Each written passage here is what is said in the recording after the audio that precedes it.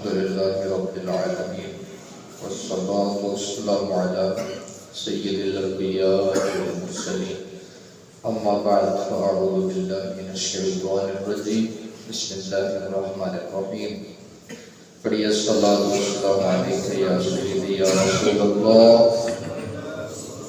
وعلى آلك وأصحابك يا سيدي يا حبيب الله الصلاة والسلام عليك يا سيدي يا رحمة للعالمين وعلى آلك وأصحابك يا سيدي يا شفيع المذنبين. اللہ تعالیٰ کے فضل و کرم سے ہم نے نماز فجر باجماعت ادا کی. جیسے قرآن میں ہم سب شرکت کر رہے ہیں، اللہ تعالیٰ ہم سب کی حاضری قبول فرمائے. اللہ تعالیٰ قرآن پاک میں ارشاد فرماتا ہے وَإِذَا قِيلَ لَهُمْ آمِنُوا كَمَا آمَنَ النَّاسُ، جب منافقوں سے یہ کہا جاتا ہے تم ایسے ایمان لاؤ جیسے کہ دوسرے لوگ ایمان لے کے آئے. قَالُوا أَنُؤْمِنُ كَمَا آمَنَ السُّفَهَاءُ، وہ کہتے ہیں کیا ہم ایسے ایمان لے کے آئے جیسے کہ بے وقوف لوگ ایمان لے کے آئے. أَلَا إِنَّهُمْ هُمُ السُّفَهَاءُ وَلَٰكِن لَّا يَعْلَمُونَ، خبردار بے شک وہی لوگ بے وقوف ہیں لیکن وہ جانتے نہیں ہیں. یہ دو آیات ہیں، ان کو ذرا سمجھیے. اللہ تعالیٰ ارشاد فرماتا ہے منافقین کا طرز عمل یہ تھا، ایمان والوں کے پاس جاتے تو کہتے ہم آپ کے ساتھ بڑے مخلص ہیں، کفار کے پاس جاتے تو کہتے ہم تمہارے ساتھ مخلص ہیں. دونوں گھروں کو خوش کیا ہوا تھا. ان سے کہا جاتا ہے ایسے یہ دوگلا کام نہ کرو، ایک کے ساتھ رہو، ایک کو چن لو، چاہے کفر کو چن لو چاہے ایمان کو چن لو. اور ایمان لانا ہے تو ایسا ایمان لے کے آؤ، اللہ کی بارگاہ میں ایسا ایمان مقبول ہے کہ جیسا ایمان مصطفیٰ جان رحمت کے صحابہ لے کے آئے ہیں. اور کریم آقا کے صحابہ کا جو معیار ہے اس کو ایک میزان قرار دیا گیا. ان کا جو ایمان ہے وہ اللہ تعالیٰ کی بارگاہ میں مقبول ہے، لہذا تم بھی اسی طرح کا ایمان لے کے آؤ. وہ کہنے لگے صحابہ کرام کو کہ ہم ایسے ایمان لے کے آئے جیسے بے وقوف لوگ ایمان لے کے آئے. تو سرکار کے صحابہ کو انہوں نے کیا کہا؟ بے وقوف کہا کہ یہ تو بے وقوف لوگ ہیں، احمق لوگ ہیں، معاذ اللہ ان کو تو کچھ سمجھ ہی نہیں ہے. اب دیکھیے انہوں نے سرکار کے صحابہ کرام کو بے وقوف کیوں کہا؟ کل بھی میں نے عرض کیا تھا ان کے سامنے سرکار مدینہ صلی اللہ علیہ وسلم کا ادب کوئی معنی نہیں رکھتا تھا. وہ سرکار مدینہ صلی اللہ علیہ وسلم کے ادب کرنے کو بے وقوفی کہا کرتے تھے. وہ کیسے؟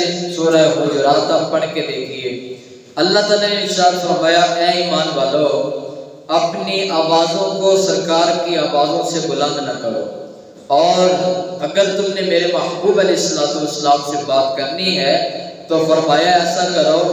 ایک بنی غطفان کا ایک وفد آیا تھا سرکار سے ملاقات کرنے کے لیے، اور جب وہ دروازے پہ پہنچا تو کریم آقا آرام فرما رہے تھے. اب وہ آیا اور اس نے آ کے سرکار کے صحابی کو کہا کہ ہم نے تمہارے نبی سے ملاقات کرنی ہے. تو انہوں نے کہا بھی یہی ٹھہریے، سرکار ابھی تشریف لے آئیں گے. اور پیارے آقا صلی اللہ علیہ وسلم آپ کو بتانے کی ضرورت نہیں ہوتی کہ دروازے پہ کون آیا ہے. اگر کوئی آ جائے پیارے آقا خود ہی پہچان جاتے ہیں، خود ہی جان جاتے ہیں کہ دروازے پہ کون آیا ہے. تو اب وہ لوگ انہوں نے اس بات کو سمجھا نہیں. وہ کہنے لگے کہ ہمارے ہاں تو یہ ہوتا ہے، ہم بڑی آوازیں دیتے ہیں، بتایا جاتا ہے تو پھر وہ صاحب باہر آتے ہیں اور ان سے ملاقات ہوتی ہے. کہا یہاں پہ ایسا نہیں ہوگا. انہوں نے دور سے کھڑے ہو کے آوازیں لگانا شروع کر دی اور کہنے لگی یا محمد اخرج الینا، اے محمد ہمارے پاس آئیے، باہر آئیں، ہم نے آپ سے بات کرنی ہے. وہ چلا چلا کے گلا پھاڑ پھاڑ کے سرکار کو بلاتے رہے. اب وہ اس انداز سے جب وہ بلا رہے تھے پیارے آقا صلی اللہ تعالیٰ علیہ وآلہ وسلم کو، تو اللہ تعالیٰ نے ارشاد فرمایا ان الذین ینادونک من وراء الحجرات اکثرهم لا یعقلون. اللہ فرماتا ہے یہ جو میرے محبوب علیہ السلام کو پکار رہے ہیں بلند آوازوں کے ساتھ، ان میں سے اکثر تو بے عقل ہیں، اور ان میں سے اکثر کے اندر تو شعور بھی نہیں ہے، فہم و فراست بھی نہیں ہے۔ اور فرمایا کیا ہی اچھا ہوتا یہ لوگ باہر کھڑے ہو جاتے اور میرے محبوب علیہ السلام کو تو ان کے آنے سے پہلے ہی خبر دے دی جاتی تھی کہ دروازے پہ کون آ رہا ہے۔ اور پیارے آقا کے صحابہ پتہ ہے کیا انداز اپناتے، اگر انہیں ضرورت محسوس بھی ہوتی سرکار مدینہ صلی اللہ علیہ وسلم کے دروازے پہ دستک دینے کی، تو وہ یوں نہیں کہ دروازے پہ جا کے ایسے جیسے ہم دروازے پہ دستک دیتے ہیں زور زور کے ساتھ دروازے کے اوپر ایک تمانچے مارنا، ایسا کام نہیں ہوتا تھا۔ وہ اپنی انگلیاں دروازے پہ رکھ لیا کرتے۔ سرکار کے صحابہ کا کیا طریقہ کار تھا، اپنی انگلیاں سرکار کے دروازے پہ رکھ دیتے اور آرام آرام کے ساتھ ایسے، آپ کو کوئی آواز آ رہی ہے، آرام آرام کے ساتھ دستک دینا شروع کر دیتے۔ اور انہیں پتا تھا سرکار کے صحابہ کرام کو ہماری انگلیاں لگے گی اور پیارے آقا خوشبو محسوس فرما لیں گے کہ باہر میرے صحابہ تشریف لے کے آئے ہیں، اور کریم آقا صلی اللہ علیہ وسلم باہر تشریف لے آتے۔ یہ جو عادات تھیں صحابہ کرام کی۔ پھر میں نے عرض کیا سرکار اپنا لعاب دہن شریف پھینکتے تو وہ اپنے ہاتھوں پہ لے لیتے، بظاہر کسی آدمی کا لعاب دہن آپ اپنے ہاتھوں پہ لیتے ہیں، اپنے چہرے پہ ملتے ہیں، تو آپ کو لوگ کیا کہیں گے؟ کہیں گے یہ تو بیوقوف ہے، یہ تو بے عقل ہے، اس کے اندر تو اتنا شعور بھی نہیں، اسے پتہ نہیں ہے کہ لعاب پھینکنے والی چیز ہے، وہ ہاتھوں پہ مسلنے والی چیز نہیں ہے۔ اسی طرح جب کوئی آدمی، دیکھیے آپ کھانا کھا رہے ہیں اور وہ سالن کے اندر کوئی اپنا لعاب پھینک دیتا ہے، آپ وہی سالن کھا لیتے ہیں، لوگ آپ کو کیا کہیں گے؟ کہیں گے یہ تو بیوقوف ہے، دیکھو اس کا تھوک نکل گیا، اس کا تھوک کھا گیا۔ بظاہر لوگ آپ کو کیا کہیں گے؟ بے عقل کہیں گے۔ لیکن کریم آقا صلی اللہ علیہ وسلم کے صحابہ کا انداز دیکھیے۔ حضرت جابر رضی اللہ تعالیٰ عنہ کے گھر دعوت تھی، اور اس دعوت کے اندر پیارے آقا بھی تشریف لائے اور سرکار کے کئی صحابہ تشریف لے کے آئے، لیکن کھانا تھوڑا تھا۔ پیارے آقا نے آٹے کے اندر جو انہوں نے گوندا ہوا تھا، اس آٹے کے اندر سرکار نے اپنا لعاب دہن شریف ڈالا، اور پیارے آقا نے اس ہنڈیا کے اندر اپنا لعاب دہن شریف ڈالا۔ تو فرماتے ہیں سرکار کے صحابہ کرام، سرکار نے ارشاد فرمایا جابر اپنی گھر والی سے کہو کہ یہ جو آٹا ہے اس کے اوپر سے کپڑا نہیں ہٹانا، اور نیچے سے ہاتھ ڈال ڈال کے تم ایسے کرتی جاؤ، آٹا نکالتی جاؤ، کھانا بناتی جاؤ، اور یہ جو ہنڈیا ہے اس کے اوپر سے بھی ڈھکن نہیں اتارنا، اس کے نیچے سے ہی تم نکالتی جاؤ اور لوگوں کو تقسیم کرتی جاؤ۔ تو حضرت جابر فرماتے ہیں پیارے آقا صلی اللہ علیہ وسلم کے بتائے ہوئے نسخے کے مطابق ہم نے عمل کیا، اور وہ کھانا ہم تقسیم کرتے رہے، اور کہتے ہیں کہ پیارے آقا کے تمام صحابہ نے پیٹ بھر کے کھانا کھایا، لیکن پھر بھی ہنڈیا کے اندر سالن ویسے کا ویسا موجود تھا اور آٹا بھی ویسے کا ویسا ہی نظر آ رہا تھا۔ تو یہ سرکار کے لعاب دہن شریف کی برکات ہے۔ اب یہ کیا ہے؟ ایک خاتون سرکار کی خدمت میں حاضر ہوتی ہے، وہ مشہور تھی پورے شہر کے اندر کہ یہ جو خاتون ہے، پوری شہر مدینہ کے اندر مشہور تھی کہ یہ جو عورت ہے یہ سلیم الفطرت نہیں ہے، اور یہ جو عورت ہے یہ طائفہ ہے، لوگوں کے ساتھ باتیں کرنا اور بے حیائی کے کام کرنا اس کا ایک مشغلہ تھا، وہ یہ کام کرتی تھی۔ وہ سرکار کے پاس آئی اور پیارے آقا صلی اللہ علیہ وسلم اس وقت کھانا تناول فرما رہے تھے۔ اب وہ سرکار کے پاس آئی اور کہنے لگی میں نے بھی آپ کے ساتھ بیٹھ کے کھانا کھانا ہے۔ سرکار نے فرمایا بیٹھ جاؤ۔ سرکار نے لقمہ دیا، کہا کھاؤ۔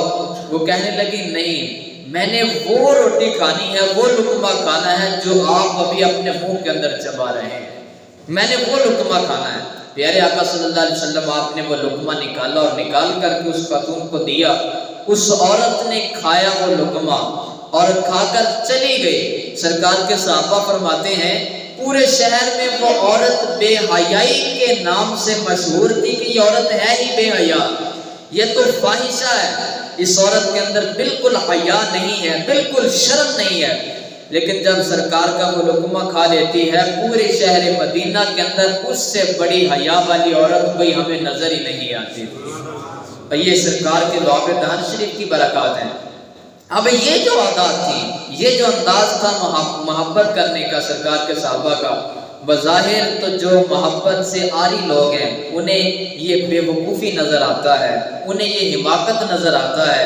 اسی وجہ سے انہوں نے کیا کہا تھا؟ سرکار کے صحابہ کرام کو بے وقوف کہا۔ لیکن اللہ تبارک و تعالیٰ نے یہ گوارا نہیں کیا کہ میرے محبوب کا ادب کریں اور ان ادب کرنے والے لوگوں کو یہ بے وقوف کہیں۔ اللہ نے جواب دیا، اللہ تعالیٰ نے ارشاد فرمایا الا انہم هم السفہاء ولکن لا یعلمون، فرمایا زمانے والوں سن لو، جو میرے محبوب کے صحابہ کو بے وقوف کہتے ہیں اصل میں تو بے وقوف یہی لوگ ہیں، لیکن یہ ایسے احمق ہیں، یہ ایسے بے عقل ہیں کہ انہیں اس بات کا شعور اور علم بھی نہیں ہے کہ ہم ہی بے وقوف ہیں اور دوسرے عقل والوں کو ہم بے وقوف کہہ رہے ہیں۔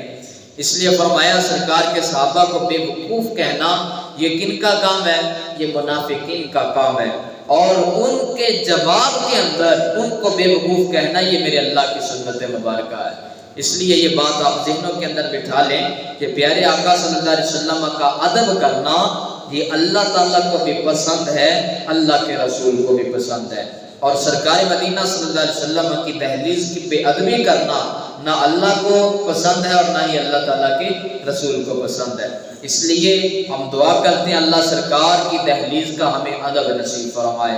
اسی لیے آج بھی جو لوگ جاتے ہیں وہاں پہ، وہ آج بھی سرکار مدینہ صلی اللہ علیہ وسلم کے شہر کے اندر جب داخل ہوتے ہیں تو جوتے اتار دیتے ہیں، اور وہ جوتے اتار کر کے چلتے ہیں، ننگے پاؤں چلا کرتے تھے۔ یہ ہمارے اسلاف نے ہمیں ادب سکھایا نا، یہ سرکار کے صحابہ سے ہی تو ہم نے سیکھا۔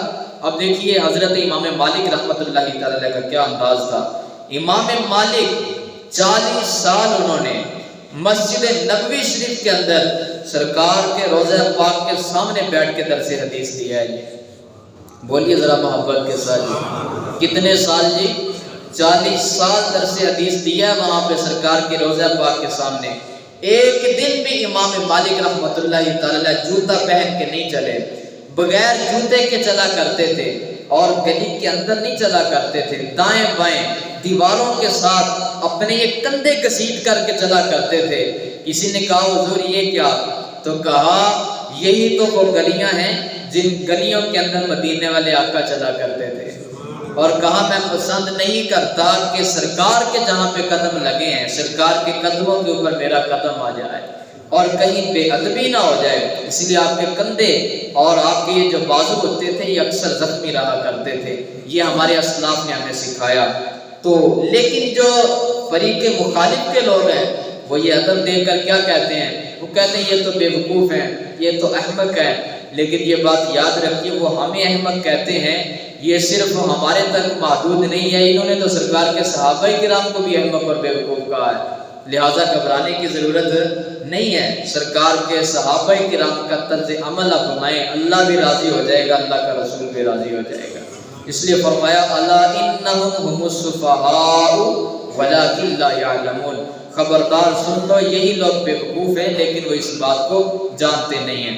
اب یہاں پہ ایک اور سوال پیدا ہوتا ہے، اللہ نے فرمایا ایسے ایمان لاؤ جیسے اور لوگ ایمان لے کے آئے۔ یہاں پہ الناس کا لفظ ذکر کیا گیا۔ الناس کا مطلب ہوتا ہے لوگ، اور اس سے مراد ہے سرکار کے صحابہ کرام۔ سوال یہ پیدا ہوتا ہے کہ اللہ تعالیٰ نے سرکار کے صحابہ کے لیے ایک عام سا لفظ استعمال کر دیا الناس، جس کا معنی ہوتا ہے لوگ، تو نہیں، اس کی جب ہم گہرائی کے اندر جاتے ہیں، مفسرین نے ہمارے استاد محترم میں فرمایا کرتے تھے، فرماتے ہیں الناس اس کے دو مادے آتے ہیں، یا تو یہ الناس ان سے نکلا ہے اور یا تو یہ الناس نسیان سے نکلا ہے۔ اگر نسیان اس کا مادہ ہو تو پھر الناس کا مطلب ہوگا بھولنے والا۔ کیا مطلب ہوگا جی؟ بھولنے والا۔ تو مطلب یہ ہوگا اس آیت مقدسہ کا، اے لوگو جیسے میرے محبوب علیہ السلام کے صحابہ سرکار کی محبت میں اپنے آپ کو بھول گئے، اپنے بچوں کو بھول گئے، اپنی آسائشوں کو بھول گئے، حتیٰ کہ سب کچھ انہوں نے بھلا دیا، نہ اپنی صحت کا یاد رہا، سب کچھ سرکار پر قربان کر دیا۔ اس وقت تک تمہارا ایمان اللہ کی بارگاہ میں قبول نہیں ہوگا جب تک تم بھی اپنا سب کچھ سرکار کے قدموں پہ قربان نہیں کر دیتے۔ اور دوسرا، یا تو اس کا مادہ انس ہے، انس ہے، جس کا مطلب ہوتا ہے محبت کرنا۔ تو الناس کا مطلب ہوگا محبت کرنے والے، تو مطلب اس آیت کا یہ بنے گا، اے لوگوں میرے محبوب سے محبت ایسے کرو جیسے میرے محبوب کے صحابہ محبت کیا کرتے تھے۔ اس لیے ان کی محبت یہ معیار ہے، ان کی محبت جو ہے وہ ترازو ہے۔ اس لیے اللہ تعالیٰ سے دعا کرتے ہیں اللہ سرکار مدینہ صلی اللہ علیہ وسلم کے صحابہ کی طرح ہمیں سرکار کا ادب بھی نصیب فرمائے، سرکار سے محبت کرنا بھی نصیب فرمائے۔ آمین بجاہ النبی الامین الصلاۃ والسلام علیک یا سیدی یا رسول اللہ وعلی آلک و اصحابک۔